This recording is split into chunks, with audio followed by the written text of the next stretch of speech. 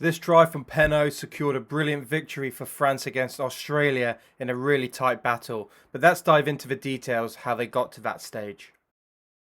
So the Wallabies had just extended their lead with a penalty, and it was all about having a great exit play to put the pressure back on France. But it's the little moments what have big consequences. I'm just going to highlight Dupont here. He's the one who's putting maximum pressure on the kick.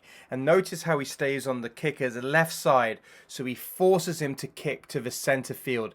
This is really important because it opens up both sides of the field for France to attack, therefore making it a bit harder to defend. And there's another little bit of detail from Dupont. Look how he stays in the backfield, showing great anticipation that the ball might get there eventually. So I've just highlighted him here. He's staying in that position. He's hopeful for a line break. He's positive, and is exactly what happens from Jalibert. And bang, look, he's right there, ready to get that attack fizzing.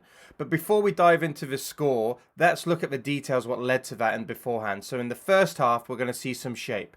We're going to see off 9, they've got a big, strong, hard runner, and it's all about winning the gain line and carrying. And then off the second phase, it's also off 9, and they've got this 3-pod setup with a forward at the front, 2 to his left and right, and the playmaker out back. And I'm just going to flip through a few examples here of where they do this throughout the game, just so you have an idea of how France are trying to play. So once again, you can see a hard runner off 9. It's all about being direct, winning the gain line. You're going to see off 9 once again. You got the 3 forwards, playmaker out the back.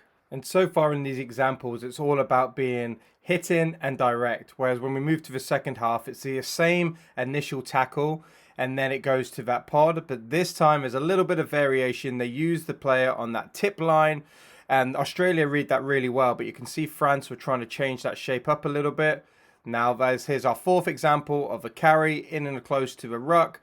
And now this time, for the first time, he actually pulled the ball out the back to the playmaker. Again, really well read by Australia. Jalibert does get the ball away. But this brings us now to the try. With that shape in mind, you're going to see that forward carry in and around that ruck. Once again, they're going to be playing off 9 in exactly the same shape.